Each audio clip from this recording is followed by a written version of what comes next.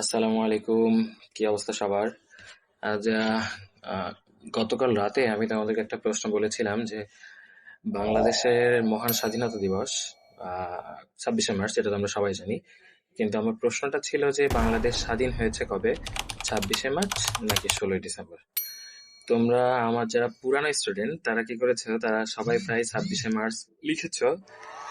আম, আমি জানি এর কারণ কি, কারণ হচ্ছে আমি তোমাদের আগের ক্লাসে যখন আমার বাসায় আমি ক্লাস নিতাম সেখানে আমি তোমাদেরকে শিখিয়েছিলাম যে বাংলাদেশ স্বাধীন হয়েছে 26শে মার্চ, 16ই ডিসেম্বর না, এই জন্য তোমরা লিখেছো। বাট যারা নতুন এসেছো তারা দেখা গেছে যে সবাই এটা আর কি, অলমোস্ট সবাই 16ই ডিসেম্বর লিখেছো।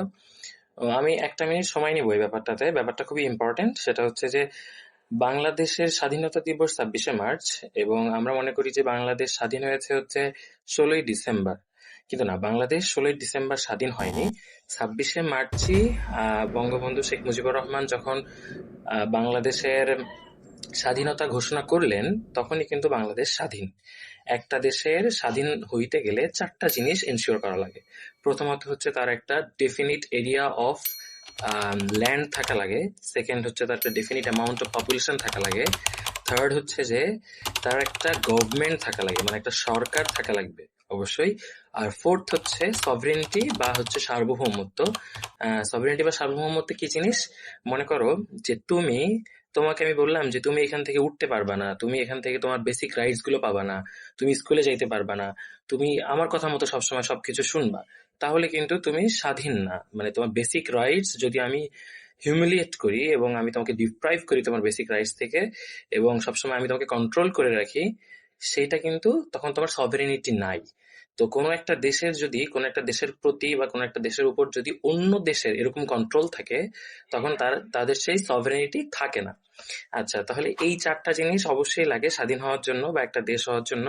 তো বাংলাদেশের 1971 সালে 26শে মার্চ দেখো মোটামুটি সবই ছিল। কি কি ছিল স্বাধীন হওয়ার জন্য? ল্যান্ড ছিল, পপুলেশন ছিল, গভর্নমেন্ট 26শে মার্চ ছিল না, বাট এই স্বাধীনতার ঘোষণাটাকে ভ্যালিড ভ্যালিডিটি দেওয়ার জন্য বা জাস্টিফাই করার জন্য 10 এপ্রিল বাংলাদেশ সরকার, মানে বঙ্গবন্ধু শেখ মুজিবুর রহমান থেকে শুরু করে তাজউদ্দিন আহমেদ, এনারা সবাই মিলে একটা গভর্নমেন্ট ফর্ম করেন। এবং ওই সময় বাংলাদেশের জাস্ট একটা মাত্র জিনিসের অভাব ছিল, সেটা হচ্ছে সভরেনিটি। দেখো 26শে মার্চ কিন্তু বাংলাদেশ স্বাধীনতা ঘোষণা করছে, বলছে যে আমরা এখন থেকে স্বাধীন, আমাদের ওপর অন্য কারোর আর কন্ট্রোল নাই। এরপর পাকিস্তান, মানে আমরা যাদের আন্ডারে ছিলাম, পাকিস্তান কিন্তু এই জিনিসটা তখন মেনে নেয় নাই।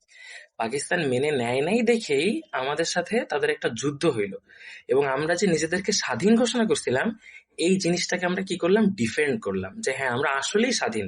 পাকিস্তান যখন আমাদের উপর জোর করে বলতে চাইলো যে না তোমরা স্বাধীন না, তোমরা এখনো আমাদের আন্ডারে বা আমাদের কন্ট্রোলে, তখন আমরা তাদের সাথে কি করলাম, যুদ্ধ করলাম, এবং আমরা সেখানে জিতলাম। জিতে যাওয়ার পরেই কিন্তু আমাদের এই যে 4 নম্বর যে ফ্যাক্টরটা, একটা দেশের স্বাধীন হওয়ার পিছনে, একটা স্বাধীন দেশ হওয়ার পিছনে 4 নম্বর যে ফ্যাক্টর কাজ করে, সভরেনিটি, এটা কিন্তু তখন আমরা পেলাম।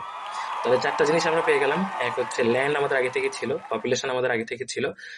10th এপ্রিল 1971-এ আমরা ভ্যালিডিফাই জাস্টিফাই করার জন্য আমরা একটা গভর্নমেন্ট তৈরি করলাম। এই গভর্নমেন্টের নামই হচ্ছে মুজিবনগর গভর্নমেন্ট, যেটা তোমরা মনে হয় অলরেডি লিবারেশন আর্মির মধ্যে পড়ে ফেলছো। থার্ড লাস্ট নাম্বার হচ্ছে সভরেনিটি, যেটা আমরা 1971 সালের 16ই ডিসেম্বর কিন্তু আমরা এটা ডিফেন্ড করে রাখতে পারছি। একটা টাইটেল আমি জিতছিলাম 26শে মার্চ, বা 16ই ডিসেম্বর পর্যন্ত আমি এটাকে ডিফেন্ড করছি, এবং 16ই ডিসেম্বর থেকে আমাদের উপর আর কেউ কন্ট্রোল রাখতে পারেনি। বাট আমরা কিন্তু স্বাধীন 26শে মার্চে। আর বিজয় দিবস কবে? মুক্তিযুদ্ধ যে হয়েছিল, ডিফেন্ড করার জন্য যে যুদ্ধ হয়েছিল, সেই যুদ্ধটা কিন্তু 16ই ডিসেম্বর। আই হোপ তোমরা সবাই ক্লিয়ার।